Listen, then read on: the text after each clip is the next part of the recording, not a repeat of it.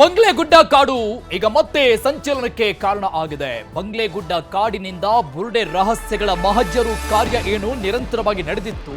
ಅನಾಮಿಕ ವ್ಯಕ್ತಿ ಅಂತ ಹೇಳ್ಕೊಂಡು ಬಂದಿದ್ದ ಚಿನ್ನಯ್ಯ ಆತ ಗುರುತು ಮಾಡಿದಂತ ಸ್ಪಾಟ್ ಈ ಒಂದು ಗುಡ್ಡದಲ್ಲೂ ಕೂಡ ಇತ್ತು. ರಹಸ್ಯಗಳ ಕಾರ್ಯಾಚರಣೆ ನಡೆದಿತ್ತು. ಈಗ ಅದು ಮುಂದುವರೆದಿದೆ. ಬುರುಡೆ ಸಿಕ್ಕಿದ ಜಾಗಗಳಲ್ಲಿ ಉಳಿದ ಅವಶೇಷಗಳಿಗಾಗಿ ಶೋಧ. ಬುರುಡೆ ತೆಗೆದ ಸ್ಥಳವನ್ನ ಸೌಜನ್ಯ ಮಾವ ವಿಠಲಗೌಡ ಈಗ ತೋರಿಸಿದ್ದಾರೆ. ಈಗ ಸೋಮವಾರ ಮತ್ತೆ ಮಹಜರು ಕಾರ್ಯ ಆಗುವ ಸಾಧ್ಯತೆ ಇದೆ. ಇವತ್ತು ಭಾನುವಾರ ಆಗಿರೋ ಕಾರಣದಿಂದ ಸ್ಥಗಿತಗೊಳಿಸಲಾಗಿದೆ. ಈ ಹಿಂದೆ ಬಂಗ್ಲೆಗುಡ್ಡದಲ್ಲಿ ಸ್ಪಾಟ್ ನಂಬರ್ 12 ಈ ಮಾಸ್ಕ್ ಮ್ಯಾನ್ ಚಿನ್ನಯ್ಯ ಗುರುತು ಮಾಡಿದ್ದ.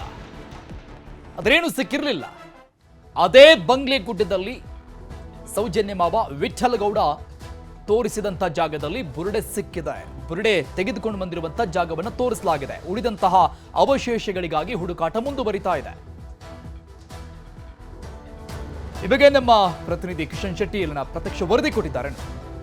ಕಾಡು ಮತ್ತೆ ಧರ್ಮಸ್ಥಳದ ಬಂಗ್ಲಗುಡ್ಡ ಕಾಡು ಮತ್ತೆ ಸುದ್ದಿಯಲ್ಲಿದೆ. ಯಾಕೆಂದ್ರೆ ಕಳೆದ 20 ದಿನಗಳ ಹಿಂದೆ ಇದೇ ಕಾಡಿನ ಸುತ್ತ ಅನುಮಾನದ ಹುತ್ತ ಎದ್ದಿತ್ತು. ಈ ಬಂಗ್ಲಗುಡ್ಡ ಕಾಡಿನಲ್ಲಿ ಕೌತುಕಗಳು ಅಡಗಿದ್ದೆಂಬ ಮಾಹಿತಿಗಳು ಲಭ್ಯ ಆಗಿತ್ತು. ಆ ಪಾಯಿಂಟ್ ನಂಬರ್ 1ರಿಂದ ಪಾಯಿಂಟ್ ನಂಬರ್ 12 ತನಕ ಇದೇ ಕಾಡಿನ ಸುತ್ತಮುತ್ತ ಇತ್ತು. ಹಾಗಾಗಿ ಇಲ್ಲಿ ಉತ್ಖನನ ಕಾರ್ಯ ಆಯಿತು. ಎಲ್ಲ ಜನ ಇದನ್ನು ಸೂಕ್ಷ್ಮವಾಗಿ ಗಮನಿಸಿದ್ರು. ಆದ್ರೆ ಆ ಬಳಿಕ ಗೊತ್ತಾದಂಥದ್ದು ಚಿನ್ನಯ್ಯ ಕೊಟ್ಟದ್ದು ಎಲ್ಲವೂ ಕೂಡ ಬುರುಡೆ ಅಂತ ಹೇಳಿ.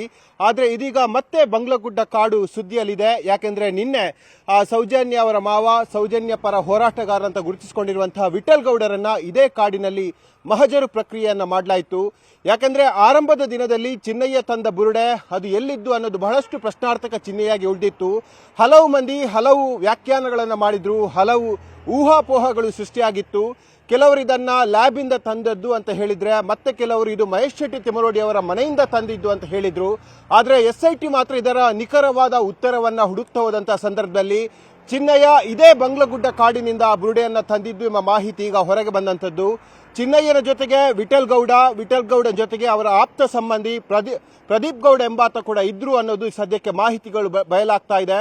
ಯಾಕಂದ್ರೆ ಈ ಭಾಗಕ್ಕೆ ಜೀಪ್ ಅನ್ನ ಓಡಿಸಿಕೊಂಡು ಬಂದಂತವರು ಪ್ರದೀಪ್ ಗೌಡ, ಅವರ ಜೊತೆಗಿದ್ದಂಥವರು ವಿಠಲ್ ಗೌಡ, ಜೊತೆಗೆ ಚಿನ್ನಯ್ಯ. ಆ ಸಂದರ್ಭದಲ್ಲಿ ಚಿನ್ನಯ್ಯನೇ ಇಲ್ಲಿಂದ ಬುರುಡೆ ಎತ್ತಿದ್ದು. ಇದಕ್ಕೆಲ್ಲಕ್ಕೂ ಸಾಕ್ಷಿಯಾಗಿದ್ದಂಥದ್ದು ವಿಠಲ್ ಗೌಡ. ಹಾಗಾಗಿ ಅವರನ್ನು ಕೂಡ ವಿಶೇಷವಾಗಿ ಸಾಕ್ಷಿಯನ್ನಾಗಿ ಪರಿಗಣಿಸಿ ಇವತ್ತು SIT ಮಹಜರನ್ನ ಮಾಡಿದೆ ಅಂತ ಹೇಳಲಾಗ್ತಾ ಇದೆ. ಯಾಕಂದ್ರೆ ಇದೇ ಕಾಡಿನ ಸುತ್ತಮುತ್ತ ಹಲವು ಬುರುಡೆಗಳಿವೆ. ನೂರಾರು ಬುರುಡೆಗಳು ಈ ಕಾಡಿನ ಒಳಭಾಗದಲ್ಲಿದೆ. ಈ ಕಾಡಿನ ಭೂಗರ್ಭದಲ್ಲಿ ಹಲವು ಜನರ ಅವಶೇಷಗಳು ಇದೆ ಅಂತ ಹೇಳಿ ಎಲ್ಲರೂ ಕೂಡ ಹೇಳ್ತಾ ಇದ್ರು.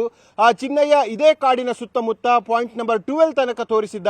ಪಾಯಿಂಟ್ ನಂಬರ್ 8 ಇಂದ ಪಾಯಿಂಟ್ ನಂಬರ್ 12 ತನಕ ರಸ್ತೆ ಪಕ್ಕದ ಇದೇ ಜಾಗದಲ್ಲಿ ಆತ ಗುರುತುಗಳನ್ನ ಮಾಡಿದ್ದ. ಆ ಸಂದರ್ಭದಲ್ಲಿ ಇಲ್ಲಿ ಉತ್ಖನನ ಮಾಡಿದ್ರು ಕೂಡ ಯಾವುದೇ ಬುರುಡೆಯ ಅಂಶಗಳು ಸಿಕ್ಕಿಲ್ಲ. ಇದರ ಜೊತೆಗೆ ಚಿನ್ನಯ್ಯ ಆರಂಭದ ದಿನದಲ್ಲಿ ತಂದಂತಹ ಬುರುಡೆ, ಕೋರ್ಟಿಗೆ ಒಪ್ಪಿಸಿದಂತಹ ಬುರುಡೆ, ಪೊಲೀಸರಿಗೆ ತೋರಿಸಿದಂತಹ ಬುರುಡೆ ಮತ್ತು ಹಲವು ಕಡೆ ಅದನ್ನು ಕೊಂಡೋದಂತಹ ಬುರುಡೆ, ಆ ಬುರುಡೆ ಎಲ್ಲಿಂದ ತಂದಿದ್ದು ಎಂಬ ಪ್ರಶ್ನೆ ಮಾತ್ರ ಪ್ರಶ್ನಾರ್ಥಕ ಚಿಹ್ನೆಯಾಗಿ ಉಳಿದಿತ್ತು. ಪೊಲೀಸರು ತೀವ್ರವಾಗಿ ಆತನನ್ನ ತನಿಖೆ ಮಾಡಿದ್ರು. ಇಂಟ್ರೋಗೇಷನ್ ಮಾಡಿದಂತ ಸಂದರ್ಭದಲ್ಲಿ ನಾನು ವಿಠಲ್ ಗೌಡ ಹೋಗಿ ಇದೇ ಬಂಗ್ಲಗುಡ್ಡ ಕಾಡಿನಿಂದ ಬುರುಡೆ ತಂದಿದ್ದು ಎಂಬ ಮಾಹಿತಿಯನ್ನು ಆತ ಹೇಳಿದ್ದ. ಇದೇ ಕಾರಣಕ್ಕಾಗಿ ನಿನ್ನೆ ಮಹಜರು ಪ್ರಕ್ರಿಯೆಯನ್ನು ಕೂಡ ಮಾಡಲಾಯಿತು. ಮಹಜರು ಪ್ರಕ್ರಿಯೆ ಆದ ಬಳಿಕ ಇಲ್ಲಿ ಪೊಲೀಸ್ ಸೆಕ್ಯೂರಿಟಿಯನ್ನು ಕೂಡ ಹಾಕಲಾಗಿದೆ. ಯಾರನ್ನು ಕೂಡ ಕಾಡಿನ ಒಳಭಾಗಕ್ಕೆ ಹೋಗೋಕೆ ಅವಕಾಶವನ್ನು ಮಾಡಿಕೊಡ್ತಾ ಇಲ್ಲ. ಯಾಕಂದ್ರೆ ಸೋಮವಾರ ನಡೆಯುವಂತಹ ಪ್ರಕ್ರಿಯೆಗಳು ಅದು ಬಹಳ ಪ್ರಾಮುಖ್ಯತೆಯನ್ನು ಹೊಂದಿರುತ್ತೆ. ಪ್ರಬಲವಾದ ಸಾಕ್ಷ್ಯ ಸಿಕ್ಕರೆ ವಿಠಲ್ ಗೌಡ ಅವರ ಪಾತ್ರ ಈ ಬುರುಡೆ ಪ್ರಕರಣದಲ್ಲಿ ದಾಖಲಾದ್ರೆ ಅವರ ಬಗ್ಗೆ ಕೂಡ SIT ಕ್ರಮ ತೆಗೆದುಕೊಳ್ಳುವಂತಹ ಸಾಧ್ಯತೆಗಳು ಈಗ ಸದ್ಯಕ್ಕೆ ಕಾಣ್ತಾ ಇದೆ. ಈ ನಿಟ್ಟಿನಲ್ಲಿ SIT ನಿರಂತರವಾದ ತನಿಖೆಯನ್ನ ಮಾಡ್ತಾ ಇದೆ. ವಿಠಲ್ ಗೌಡ ಅವರ ನಿರಂತರವಾದ ಹೇಳಿಕೆಗಳನ್ನ ಪಡೆದುಕೊಳ್ತಾ ಇದೆ.